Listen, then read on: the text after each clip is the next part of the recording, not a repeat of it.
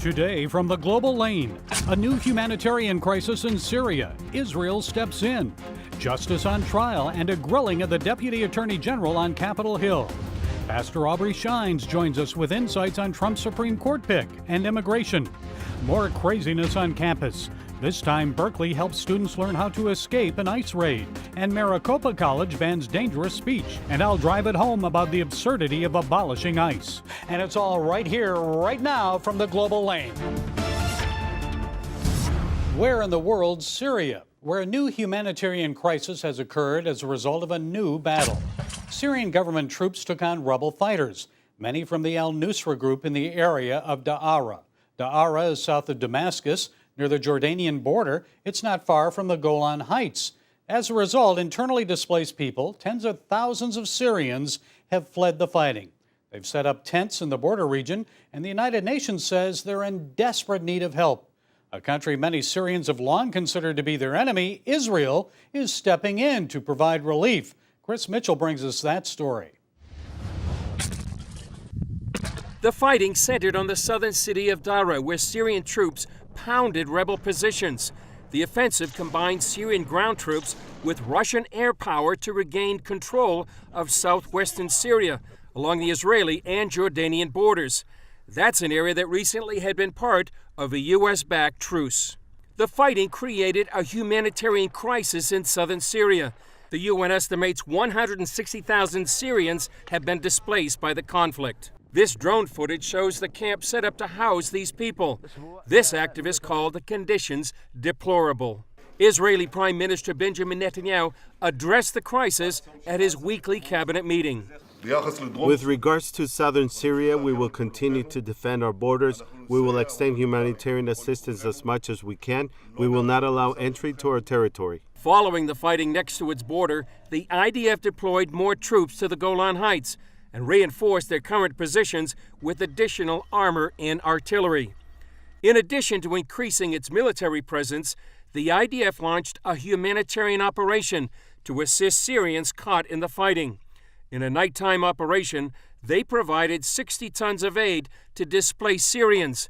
The aid included tons of food, baby food, clothing, and shoes sent to an undisclosed location in the Golan Heights. The IDF also provided emergency medical care to a number of Syrians wounded in the fighting, including some children whose parents had been killed.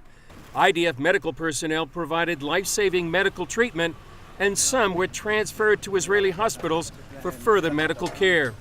The humanitarian aid is part of Israel's Good Neighbor policy, where they have treated thousands of Syrians for years during the Syrian civil war. Chris Mitchell, CBN News, Jerusalem. With all the news about immigration and the Supreme Court in recent days, you may have missed some big political fireworks on Capitol Hill. FBI Director Christopher Wray and Deputy Attorney General Rod Rosenstein appeared before members of the House Judiciary Committee. It was a contentious hearing as Rosenstein defended his actions before hostile Republicans. Now, Republicans claim he was not cooperating with their document requests. Some congressmen accused Rosenstein of intentionally hiding facts in both the Hillary Clinton email and Trump-Russia investigations. Well, we're giving you a look at some of the more compelling moments so you might gain a better understanding of just what's going on here. First, Congressman Jim Jordan. He asked Rosenstein about document redactions and DOJ surveillance of members of Congress. Then we'll hear from Congressman Gowdy and Democrat Jerry Nadler. I'm the Deputy Attorney General of the United States. Okay? I'm not the person doing the redacting. I'm responsible for responding to your concerns as I have. I have a team with me, sir. It's just a fraction of the team that's doing this work, and whenever you brought issues to my attention, I have taken appropriate steps to remedy them. It's not personal. We just want the information. Why did you tell Peter Strzok not to enter our questions yesterday? Mr. Jordan, I appreciate your sincere concerns, but I didn't give Peter Strzok any instructions. If there was some problem with the instructions he had, I'll be happy to look into it. Not what his left-eye lawyer said. Mr. Jordan, when you find some problem with a production or with questions, it doesn't mean that I'm personally trying to conceal something from you. Did you threaten staffers on the House Intelligence Committee? Media reports indicate you did. Media reports are mistaken. Sometimes, but this is what they said. Having the nation's #1 law enforcement officer threatened to subpoena your calls and emails is downright chilling. Did you threaten to subpoena their calls and emails? No, sir, and there's no way to subpoena phone calls. Well, I mean, I'm just saying. I'm reading what the press said. I'm reading what the press said. I would suggest that you not rely on what the press says, sir. Well, I didn't ask if there's no way to do it. I asked if you said it. If I said what? What I just read you. No, I did not. Well, now who are we supposed to believe? Staff members who we've worked with, who've never misled us, or you guys, who we've caught hiding information from us, who tell a witness not to answer our questions? Who are we supposed to believe? Thank you for making clear it's not personal, Mr. Jordan. If you have evidence that this president acted inappropriately, present it to the American people. Whatever you got, finish it the hell up. Today we meet so that the majority can criticize the Deputy Attorney General to his face, largely about his failure to produce documents that you know he cannot produce.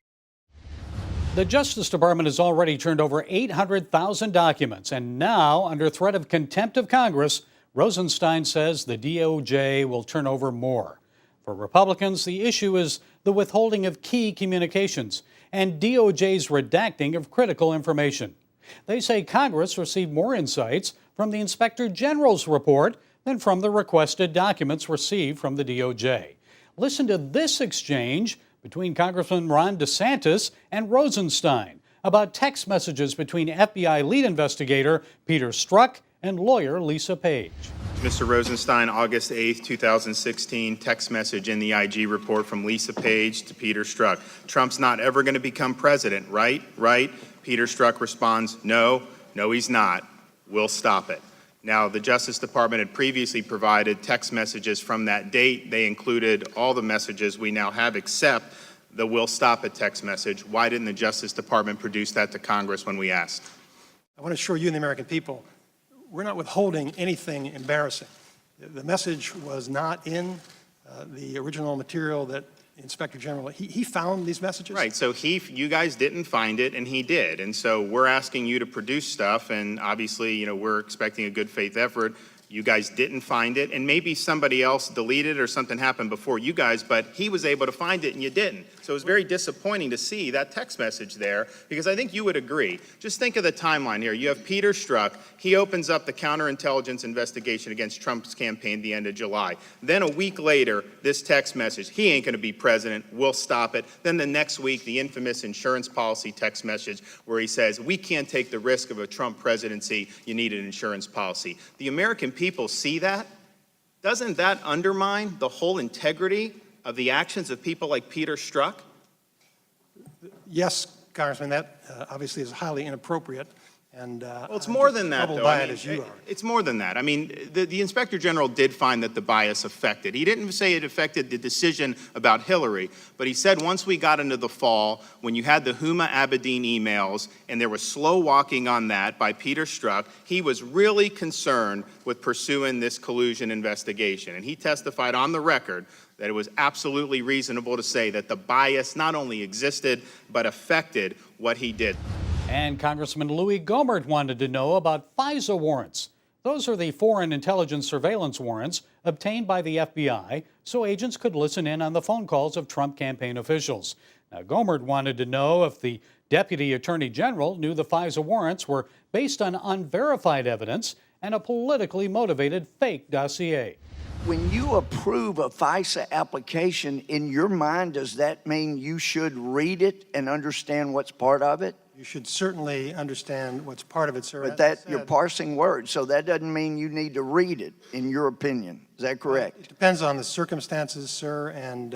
well, telling you, being a former felony state judge, yes. If I had somebody like you come before me and now it was revealed later that the guy that signed and approved an application for a warrant had not even read the application that would allow spying on somebody, I would look at everything he signed from then on with a jaundiced eye. You said earlier Bruce Orr was not working on the Russia investigation. Let me ask you, here's my knowledge. To your knowledge, did you not know that Bruce Orr was meeting with Christopher Steele getting the information about the dossier and supplying that information to the FBI at the same time his wife Nellie was working for Fusion GPS that was helping Hillary Clinton. Did you not know he was doing that for the FBI? Correct. You did not know that? Correct. I completely understand your concern. And this FISA process is being reviewed by the Inspector General. If he finds some problem with it, I'll respect that. Now, we don't talk about FISAs. It's illegal for us to talk about FISAs. In this particular example, as a result of the Intelligence Committee, certain information was declassified, and so I'm comfortable talking about that. You have to understand in context, sir, that the department had made the decision to disclose the existence of a FISA to the House and Senate before I got there. Now, what I signed was what's called a renewal application. Already been approved 3 different times by a federal judge. It was signed under oath by an FBI agent who attested that it was true and correct. Now, if he was wrong, we'll hold him accountable. Americans can expect more contentious hearings before the midterm election this November. Republicans want to use the documents, text messages, and emails they receive to prove the special counsel's Russian investigation has been faulty from the start, that it is politically motivated, based on unverified information and illegally obtained warrants. They also say evidence proves bias against Donald Trump by lead FBI investigator Peter Strzok and perhaps others at the FBI and Department of Justice. So why should you care? Well, most people agree our top law enforcement agencies, the Department of Justice and FBI, must remain objective, neutral when conducting investigations. Politics have no place in these institutions. Their integrity depends on it. That's how we know our justice is just. Remember the words of Sergeant Joe Friday from the 1950s and 60s TV show Dragnet? Just the facts, ma'am. Just the facts. Joining us is Pastor Aubrey Shines. Pastor Shines heads up Glory to Glory Ministries out of Temple Terrace, Florida, and he's actively serving with various organizations that engage with and promote family and spirituality in American society and culture. Pastor Shines, thanks so much for joining us today. So everyone is talking about President Trump's upcoming decision about the U.S. Supreme Court, who he'll appoint to fill Justice Kennedy's vacancy. So who would you like to see him appoint? Any favorites? Oh, well, listen, I'm a big fan of the federal list that's already out there.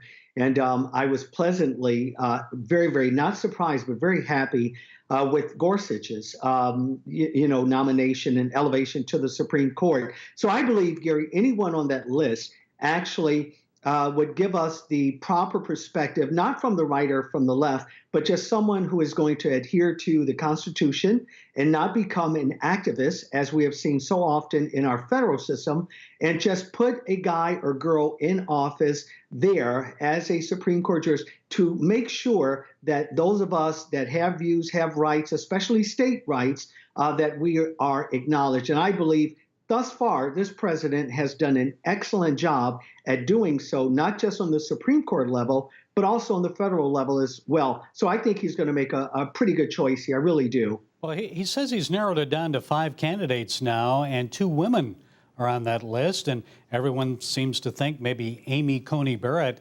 is on that list. And I know that many evangelical Christians support her. How about you? Yeah, I do too. I like her. But listen, I'm also a Senator Lee kind of a guy as well out of Utah. I think he would do a fantastic job. I'm not sure if he's on the list. That list hasn't been revealed. You know, when I traveled for Mr. Trump then prior to his presidency, maybe that should have been a question that I would have and should have asked him. I had the opportunity to do so. Never crossed my mind. He had given all of us his word that he was going to appoint constitutionalists. And thus far, again, he's done so. So I think there's some really just fantastic guys and girls on that list. Gary, listen, any one of those 5 or 7, whatever that list is currently, I think we're going to do well in the evangelical community. I do. Again, he's proven to be some president, in my opinion, that has kept his word on everything thus far that he has said. So I'm looking forward to this pick. How about the importance of abortion? I know the left is making this all about abortion because they don't want to see Roe versus Wade overturned. How important is that? I think evangelicals look at more than just that. as issues they're concerned with. How about you? I do too. I do. I think we have a plethora of ideas that are out there for sure. But to pretend that that's not important, listen, and I said this not too long ago on Fox News on the Laura show there. Here's the reality. The abortion issue is very important, not just for a part of America, but for all America. And I don't think a lot of people, Gary, really realize that this whole idea of Planned Parenthood really kind of stemmed out of Margaret Sanger. She was a racist, didn't believe that any other ethnic group other than hers had a right to survive and live. And her real target was anyone that was not of her descent. And so a lot of people, Gary, don't even have a clue to that every time that they vote for a guy or girl that adheres to this what I call Planned Parenthood tragedy, what really goes on in a nutshell is that we're seeing 20+ million just blacks alone since Roe v. Wade, and to overturn that and or put it to the states, allow the states to begin to decide, I think you'll begin to see a shift as never before on this issue, and we can stop finally the genocide that has really, really just been tragic, in my opinion. A lot of those abortion clinics are in black neighborhoods. So why is it that African Americans don't just seem to grasp that this is against them? Gary, I put out a video. I'm not sure if you guys saw it. I actually gave the video over to a super PAC group during the election. It went into 60 million homes. On that video, I kind of had a chronology of where this idea come from. And here's the sad part. Most blacks had zero clue as to the etymology of this word, and that is abortion. They had no clue. They didn't know that it came from this white racist. They didn't know how it impacted their community. And what we found in this video when we began to share it with pastors and bishops across the country was that they didn't have a clue. They didn't know that this was something that was designed to destroy an entire ethnic group. And so with that being said, we began to share this, and the eyes that began to open, it was beyond your imagination. And it goes back to, in my opinion, the heart of your question, which I believe is this. When people begin to realize the history of abortion, its real objective, all of a sudden, they begin to have a change of heart and a change of mind. And I'm appalled personally that my tax dollars have ever gone to do something that I just have, I'm incensed by it, to be very, very candid with you, that I would have to pay for someone to do something of this magnitude. I believe, Gary, once that information is out there, I believe there's a change of heart and mind. And we saw that, by the way, in the election in 2016. On another subject, we saw recently a number of protests around the country against the president's immigration policy. Yeah. So what do you think? Is Donald Trump pursuing the right course of action?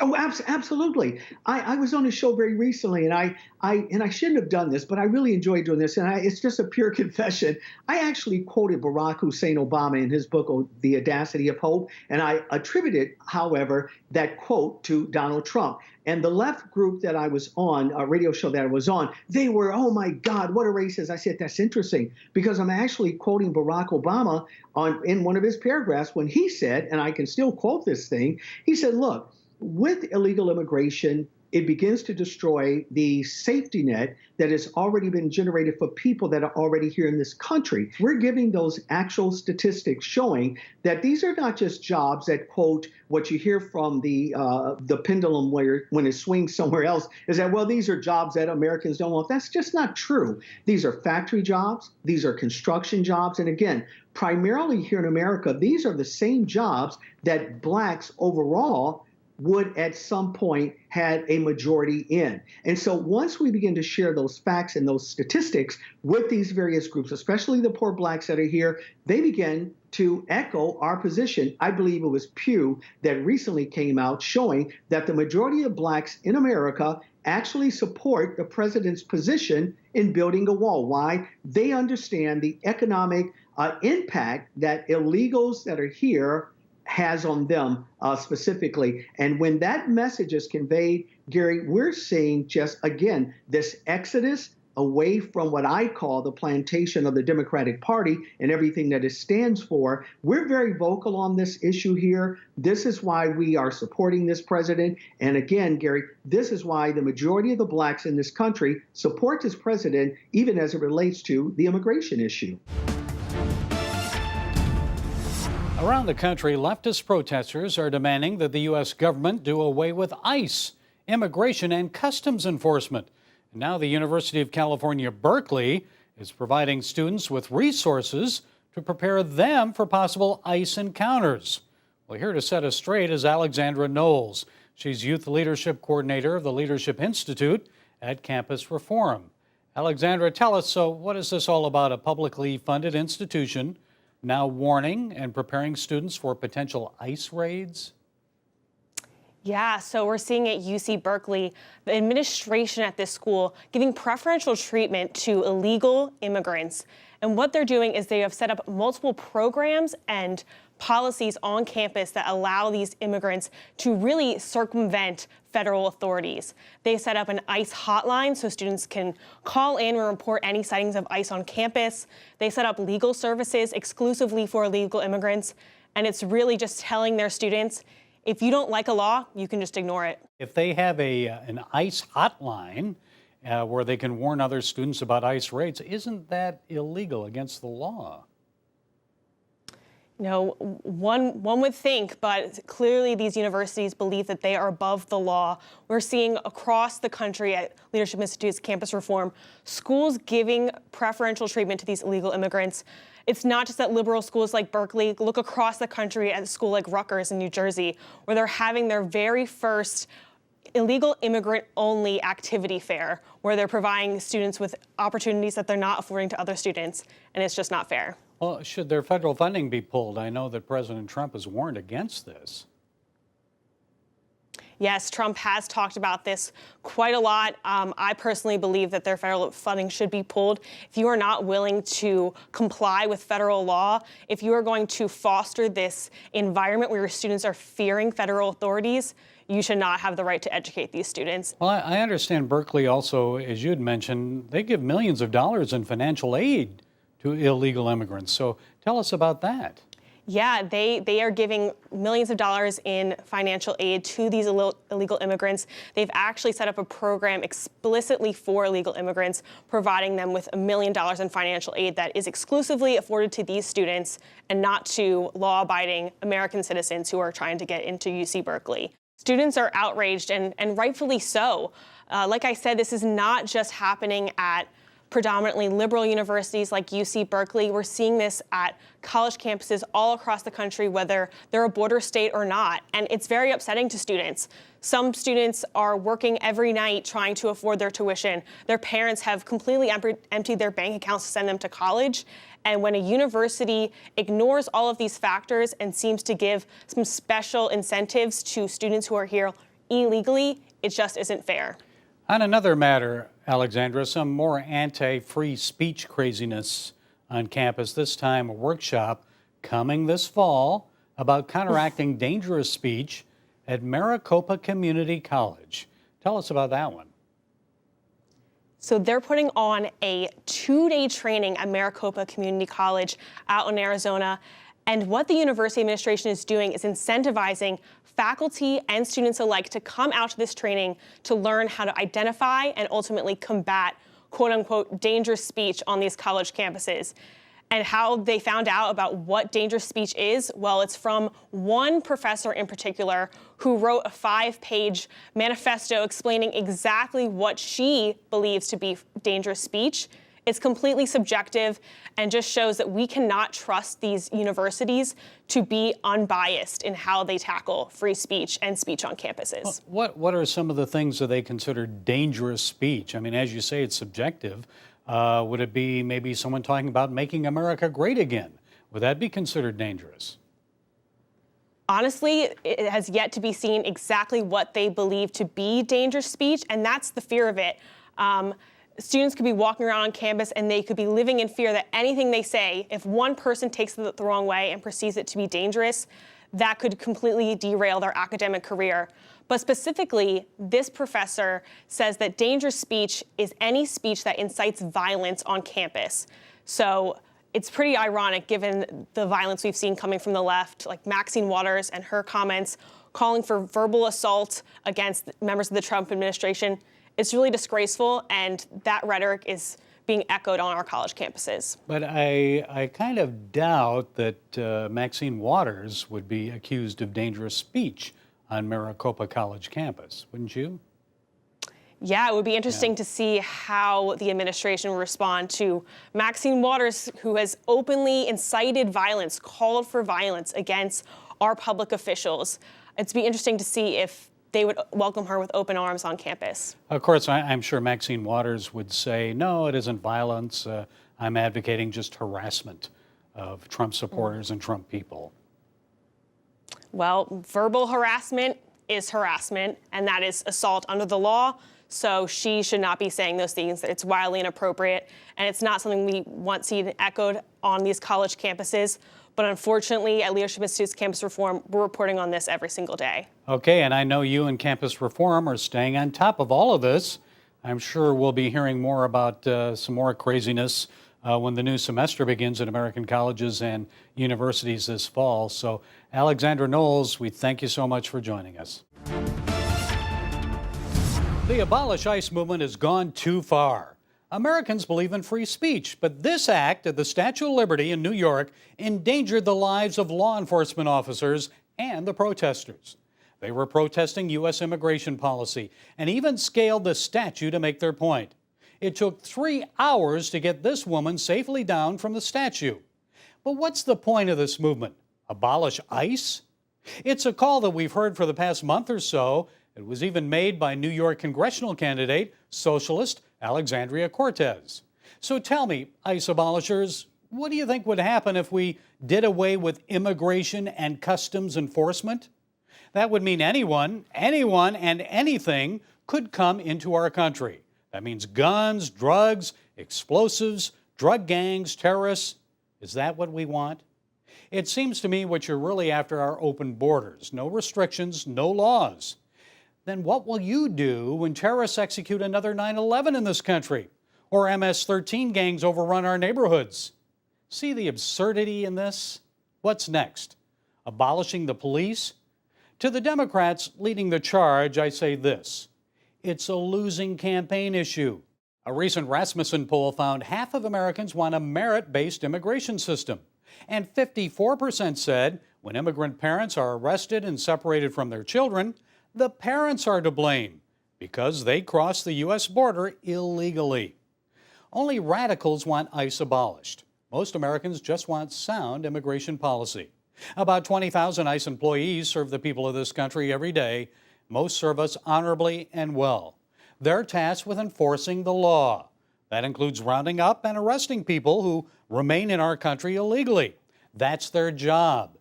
If you don't like what they're doing, then elect members of Congress who will change the law. In America, we speak out, but we also act collectively to change what we dislike. And that happens at the ballot box. Well, that's it from the Global Lane this week. We've just finished our first year of bringing you this show each week. Thank you for watching, and also be sure to follow us on Facebook, SoundCloud, iTunes, YouTube, and Twitter. And until next time, be blessed.